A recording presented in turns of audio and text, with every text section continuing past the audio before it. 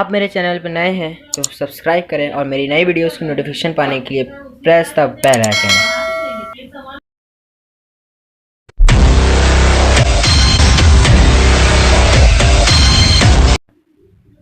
Hello guys, welcome to my YouTube channel. आज मैं लेके आया हूँ बिजनेस स्टडीज़ के chapter number 1 nature and significance of management के केस स्टडीज़ 5 मार्क्स सीरीज़। तो मेरी पहली केस स्टडी ये है, XYZ Power Limited set up a factory for manufacturing solar lanterns in a remote village as there was no reliable supply of electricity in rural areas.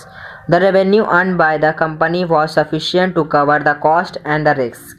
यहाँ पे ये कह रहा है कि जो ये ऑर्गेनाइजेशन है XYZ पावर लिमिटेड, ये सोलर पैनल्स की मैन्युफैक्चरिंग कंपनी है जो कि कहाँ पे है, रूरल एरियाज़ में है जहाँ पे इलेक्ट्रिसिटी की सप्लाई नहीं है। लेकिन अब the revenue earn by the company was sufficient to cover the, अब जो ये कंपनी जो अपना रेवेन्यू अर्न करती है, जिससे क्या होता है कि सिर्फ और सिर्फ उसकी जो कॉस्ट लगी होती है या फिर कोई घाटा हुआ होता है तो सिर्फ वही रिकवर हो पाता है। लेकिन आगे क्या कह रहा है, the demand of lanterns was increasing day by day. अब जैसे जैसे ऑर्गेनाइजेशन ग्रो करती गई वैसे वैसे सोलर पैनल्स की डिमांड भी बढ़ती गई दिन पे दिन। So the company decided to increase production to generate higher sales. तो कंपनी ने क्या डिसाइड किया कि अपनी सेल्स को क्या करेगी, बढ़ाएगी, जनरेट क्या करेगी, higher sales. For this they decided to employ people from nearby the villages as few very job opportunities. अब ऑर्गेनाइजेशन क्या कर रही है कि एम्प्लॉय को क्या हायर कर रही है, जिसकी वजह से विलेज के जो लोग होंगे वो एम्प्लॉय हो जाएंगे और जॉब अपॉर्चुनिटीज़ क्या होगी, बढ़ेगी, were available in that area. The company also decided to open schools and creches. ये कंपनी क्या सोच रही है कि स्कूल और creches for the children of its employees और चिल्ड्रन के लिए खोलेगी। अब देखते हैं यहाँ पे इस स्टोरी से इस क्वेश्चन में क्या पूछना चाह रहा है। पहला पूछता है कि identify and explain the objective of management discuss above. यहाँ पे कह रहा है कि आइडेंटिफाई करिए कि ये कौन सा ऑब्जेक्टिव है और ऑब्जेक्टिव ऑफ मैनेजमेंट है और इसको डिस्कस करना है। ओके। और दूसरा हमारा कह रहा है कि state any 2 values which the company wanted to communicate to the society. यहाँ पे बता रहा है कि कोई 2 वैल्यू बताइए जिसकी वजह से आप इसको कम्युनिकेट टू द सोसाइटी से क्या कर सके, कम्युनिकेट कर सके। मतलब कि कोई 2 वैल्यू बतानी है उस ऑब्जेक्टिव की जिससे हम क्या करें, सोसाइटी को रिलेट कर सकें। चलिए अब इसके सॉल्यूशन पे आते हैं। तो इस जो अबव की स्टोरी है उससे हम क्या कह रहे हैं, उसमें आ रहा है हमारा सोशल ऑब्जेक्टिव। उसका आंसर ये है, पहले वाले का कौन सा है, सोशल ऑब्जेक्टिव। और ये सोशल ऑब्जेक्टिव होता क्या है, social objective have been discuss in the given situation. जैसी सिचुएशन दी है वो किस में आ रही है, सोशल ऑब्जेक्टिव में। The social objective of an organization basically involve the creation of benefit and development of the society. जो सोशल ऑब्जेक्टिव रहती है ये मोस्टली किस लिए बनाई जाती है, बेनिफिट और डेवलपमेंट ऑफ सोसाइटी के जो बेनिफिट और डेवलपमेंट के लिए। The following are some of the social objectives management that are being indicated in the given situation. कैसी कैसी सिचुएशन यहाँ पे ऊपर वाली में कही है वो बता रहा है। तो पहली सिचुएशन क्या कह रही है, प्रोड्यूसिंग इन्वायरमेंट फ्रेंडली प्रोडक्ट्स। पहले तो इस स्टोरी में क्या बता रहा है कि जो ये प्रोडक्ट्स बना रहे वो क्या है, इन्वायरमेंट फ्रेंडली है, कोई भी पॉल्यूशन वगैरह नहीं है कुछ। अब यहाँ पे हमारा दूसरा पॉइंट कह रहा है कि setting up factory a solar lanterns in order to provide electricity in rural areas. और दूसरा काम यहाँ पे ये बता रहा है कि रूरल एरियाज़ में क्या कर रहा है, इलेक्ट्रिसिटी को क्या कर रहा है, सप्लाई कर रहा है, किसके थ्रू, सोलर पैनल्स के थ्रू, जिसकी वजह से कि इलेक्ट्रिसिटी भी प्रोड्यूस हो रही है, सप्लाई हो रही है और क्या इको फ्रेंडली भी है। और तीसरा पॉइंट कह रहा है कि providing employment opportunity to the needy. अब जिनको अपॉर्चुनिटी एम्प्लॉयमेंट की ज़रूरत है उनको क्या कर रहा है, एम्प्लॉय कर रहा है, उनको क्या कर रहा है, जॉब अपॉर्चुनिटीज प्रोवाइड करा रही है। और हमारा फोर्थ पॉइंट क्या कर रहा है, developing school and creches for children in rural areas. Rural areas में क्या कर रहा है, स्कूल एंड क्रेचेस को डेवलप कर रहा है। ये कौन कर रहा है, ये ऑर्गेनाइजेशन में जो स्टोरी में बताया जा रहा है ये इसी में। तो इसी की वजह से यहाँ पे क्या आ रहा है, सोशल ऑब्जेक्टिव आ रहा है। अब देखते हैं दूसरा पॉइंट क्या कह रहा था। दूसरा पॉइंट कह रहा था कि state any two values which the company wanted to communicate to the society. यहाँ पे कह रहा है कि कोई दो वैल्यू बताइए जिसकी वजह से सोसाइटी क्या करे, हमारी कम्युनिकेट कर सके। तो हमारा कम्युनिकेट कर रहा है तो अब हम आते हैं इसके सेकंड ऑप्शन पे, जो ये कि ये है the company wanted to communicate the following the values of to the society. क्या है, पहले हम देखते हैं promoting the development of the village and rurals. तो पहले कंपनी क्या कर रही है कि हमारी जो सोसाइटी है उन विलेजेस को क्या कर रही है, डेवलप कर रही है। और दूसरा पॉइंट क्या करे, creating employment opportunities for the needy and developing school and graduate benefit society. और यहाँ पे क्या कह रही है, दूसरा कह रही है कि यहाँ पे हमारे ऑर्गेनाइजेशन अगर ग्रो करेगा तो जिसकी वजह से क्या होगी, अपॉर्चुनिटी जॉब अपॉर्चुनिटीज़ बढ़ेगी, जिसकी वजह से एम्प्लॉयमेंट भी बढ़ेगी। एम्प्लॉयमेंट बढ़ेगी तो हमारी सोसाइटी क्या करेगी, वो भी डेवलप करेगी।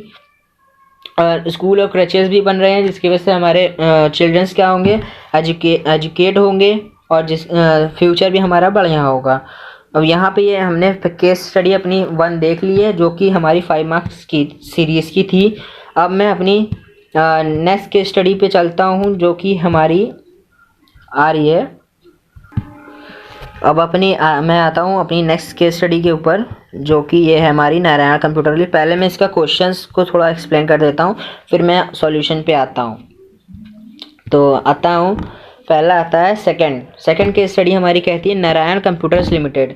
कंपनी का नाम क्या है, Narayan computers limited is leading company in a computer technology. Computer technology में ये क्या है कि लीडिंग ऑर्गेनाइजेशन है and IT services. The chief executive officer of the company attributes the success of the company to managerial team spirit which have helped to handle rapid change in technologies and to transform threats into opportunities.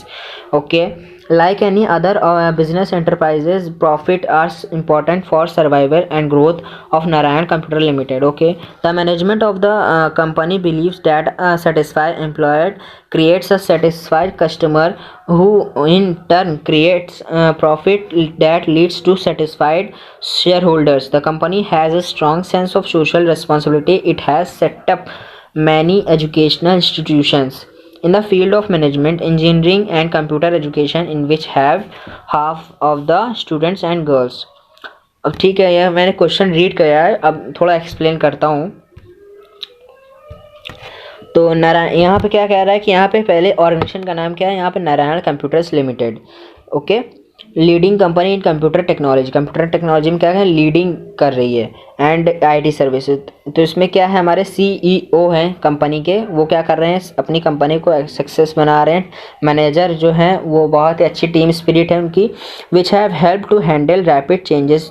उन्होंने क्या मदद की है कि technology में जैसे जैसे change होती गई, ट्रांसफॉर्म होती गई, अपॉर्चुनिटी बढ़ती गई, वैसे वैसे वो अपनी कंपनी को भी क्या करें, उस ऑर्गेनाइजेशन को भी क्या कर रहे हैं, डेवलप कर रहे हैं, वैसे वैसे रैपिड चेंज वो भी कर रहे हैं Narayan limited. The management of the company believe that satisfy employed create satisfied customer. वो मतलब कि ये कंपनी चाहती है कि जैसे जैसे कस्टमर आते जाएँ उनको टोटली सेटिस्फाई किया जाए, जो कस्टमर उनसे चाहता है वो उनको दें। Who in turn creates profit, जिसकी वजह से उनका प्रॉफिट और शेयर होल्डर्स दोनों ही बढ़ेगा। The company has strong sense of social responsibility. Social responsibility बहुत बढ़िया है। It has setup many educational institution. और जो कंप्यूटर्स की टेक्नोलॉजी वगैरह है ये फिर एजुकेशन इंस्टीट्यूशन में भी यूज़ होती है in the field of management, engineering, computer education in which half of the students and girls. अगर आपको मेरी किसी भी वीडियो में डाउट हो तो कमेंट सेक्शन में ज़रूर बोल दीजिएगा। On the basis of the given information about Narayan computer limited answer the following questions. यहाँ पे क्वेश्चन क्या कह रहा है अब आता हूँ, ये तो अभी स्टोरी थी। Identify and explain the objectives. यहाँ पे बताना है कौन सा ऑब्जेक्टिव है of the company discuss in the above para. Okay, also quote the lines for the identify objectives. Okay से दूसरा आ रहा है कि identify any two values which the company is trying to communicate to the society. जैसे कि अभी आपने अबव वाला देखा उसी तरह ये भी है कि हमें क्या करना है, यहाँ पे कोई एक ऑब्जेक्टिव बताना है और उसकी 2 वैल्यूज़ बतानी है। तो चलिए शुरू करते हैं। हम आते हैं अपने सॉल्यूशन पे हम आ गए हैं। पहला है कि यहाँ पे कह रहा है कि यहाँ पे कौन सा ऑब्जेक्टिव है, यहाँ पे ऑर्गेनाइजेशनल ऑब्जेक्टिव है। ऑर्गेनाइजेशनल ऑब्जेक्टिव क्या होता है, it refers to the utilization of human and material resources considering the interest of all stakeholders. The main organizational objective of an enterprise are organizational objective में पहले तो सर्वाइवल, प्रॉफिट एंड ग्रोथ। मतलब कि organisational objective में क्या होता है कि पहले कि हमारा जो ऑर्गेनाइजेशन है उसको सर्वाइव करना बहुत ही ज़रूरी होता है, प्रॉफिट करना भी बहुत ज़रूरी होता है और ग्रोथ को करना बहुत ही ज़रूरी होता है। कहने का मतलब ये है कि अगर आपका ऑर्गेनाइजेशन न्यू है तो उसको बहुत ही इंपॉर्टेंट है कि वो सर्वाइव करना चाहिए मार्केट में। फिर दूसरा आता है कि उसको फिर सर्वाइव करने के बाद प्रॉफिट भी आना चाहिए, और जब प्रॉफिट आने लगे तो वैसे वैसे उसी प्रॉफिट से उसको इन्वेस्ट करके उस ऑर्गेनाइजेशन को क्या करना है, ग्रो कराना है। ठीक है, अब इससे रिलेटेड यहाँ पे क्या लाइन है देख लेते हैं। Line carry like any business enterprise profit are important for survival. हाँ ठीक है, अब किसी भी बिजनेस एंटरप्राइज के लिए प्रॉफिट और सर्वाइवल बहुत ही ज़रूरी होता है। And growth of Narayan computer, जो भी ग्रोथ भी मतलब कंप्यूटर जो नारायण कंप्यूटर लिमिटेड है वो प्रॉफिट भी कमा रही है, सर्वाइवल भी कर रही है और ग्रोथ भी कर रही है। तो ये क्या कौन सी है, ऑर्गेनाइजेशनल ऑब्जेक्टिव। ओके, अब हम आते हैं अपने सेकेंड पॉइंट पे।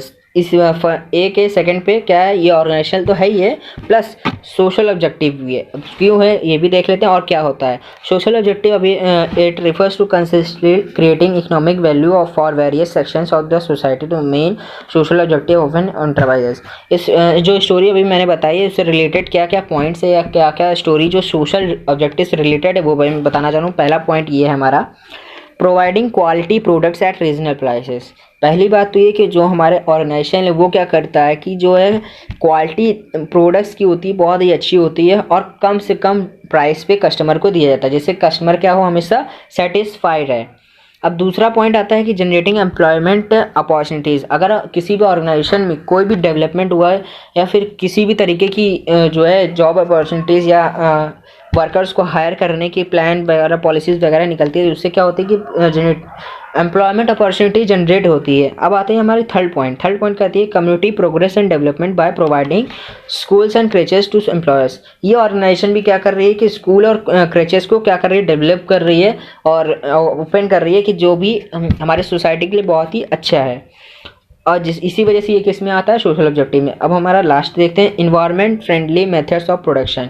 जो ये ऑर्गेनाइजेशन का भी क्या मेथड है, इको फ्रेंडली है। इको फ्रेंडली जैसे क्या मेथड्स ऑफ प्रोडक्शन, जैसे कि इन्होंने जो कंप्यूटर्स वगैरह बनाए तो ये क्या इको फ्रेंडली है। अब जैसे कि किसी भी पॉल्यूशन वगैरह काम नहीं कर रहे हैं, जैसे कुछ फैक्ट्रियाँ वगैरह होती हैं कि कुछ टॉक्सिक एलिमेंट्स क्या करते हैं वो मतलब कि रिवर्स वगैरह में क्या करते हैं कि डाल देते हैं, जिसकी वजह से जो वाटर है वो क्या हो जाता है, पॉल्यूटेड हो जाता है। तो ये टॉपिक से हम थोड़ा हट रहे हैं तो कोई बात नहीं, टॉपिक हम वापस आ जाते हैं। अब देखते हैं इसी स्टोरी में जो सोशल ऑब्जेक्टिव पे क्या लाइन है, देखते हैं इसी स्टोरी पे। The company has setup many educational institution. इस कंपनी ने भी क्या किया है कि सारे काफ़ी एजुकेशन इंस्टीट्यूशन क्या करें लगाए हैं। द फील्ड ऑफ मैनेजमेंट, किसमें, मैनेजमेंट की फील्ड में, जैसे कि engineering, computer education which half of the students and girls, जिसमें कि गर्ल्स भी होती हैं, आधे से ज़्यादा तो गर्ल्स होती हैं। ओके, अब मैं आता हूँ अपने सेकंड क्वेश्चन के आंसर में। तो आता है हमारा the values which the company is trying to communicate to the society. पहला आ रहा है कि क्या कह रहा है, वुमेन एम्पावरमेंट।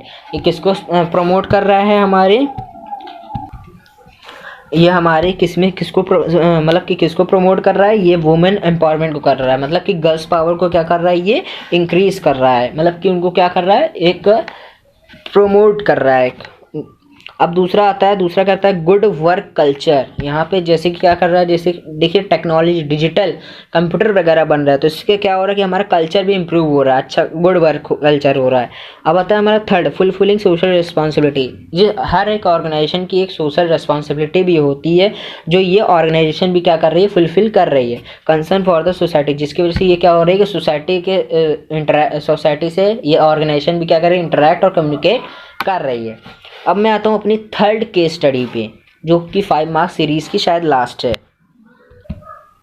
ये केस स्टडी बहुत ही इजी है, तब भी मैं इसको थोड़ा एक्सप्लेन कर देता हूँ क्योंकि बोर्ड में इजी एसटीडी बहुत ही ज़्यादा आने के चांसेस रहते हैं। तो अगर मेरी केस स्टडी को आपको अच्छी लगी है तो ज़रूर इसको नोट कर लीजिएगा, ये बोर्ड में ज़रूर आ सकती हैं। क्योंकि ईजी ज़रूर आती हैं। अब मैं आता हूँ कि लास्ट केस स्टडी मेरी क्या है कि identify the level of management performing the following task and with reasons. तो ये कुछ टास्क दिए हुए हैं, आपको बताना है कि कौन कौन किस किस लेवल में आते हैं। Introducing our new product line. अब हमें क्या करना है कि किसी ऑर्गेनाइजेशन का है वो अपना नया प्रोडक्ट लॉन्च कर रही है, तो वो क्या करेगी, वो किस में आएगी, टॉप लेवल में। डिसीजन कौन लेता है, टॉप लेवल। दूसरा आता है devising a suitable advertising campaign to sell a new product service a company is launching. A company कोई नया प्रोडक्ट लॉन्च कर रही है तो उसको एडवर्टाइज कौन कराएगा, मिडिल लेवल ये सॉरी तभी मिडिल लेवल है, क्योंकि ये सारे काम कौन कराता है, मैनेजर कराता है। मैनेजर किस में आता है, मिडिल लेवल में। अब हम सी पे आते हैं। सी हमारा क्या कहता है, conducting performance appraisal of supervisor. Supervisor का काम भी कौन करता है, सुपरवाइजर वगैरह किस में आते हैं, मिडिल लेवल में। अब हमारा डी है, डी कह रहा है deciding the capital structure of company. Company की जो कैपिटल है उसको कौन डिसाइड करता है, वो भी कौन करता है, टॉप लेवल्स। ये सारे काम कौन करता है, टॉप लेवल। अब आता है लास्ट हमारा आता है recruitment of daily wages labours. जो डेली वेजेस लेबर्स है उनको कौन देखता है या कौन, वो किस में आते हैं, वो आते हैं हमारे लोअर लेवल में। तो यहाँ से मेरी केस स्टडी की वीडियोस ख़त्म होती हैं, चैप्टर 1 फिनिश होता है। अब मैं इसकी जो नई वीडियो आएगी वो मेरी चैप्टर 2 की होगी, प्रिंसिपल ऑफ मैनेजमेंट। उसको भी आप लाइक कमेंट सब्सक्राइब ज़रूर करिएगा। और थैंक यू गाइस। एंड और कोई भी डाउट हो तो आप कमेंट सेक्शन में ज़रूर करिएगा। Thank you guys.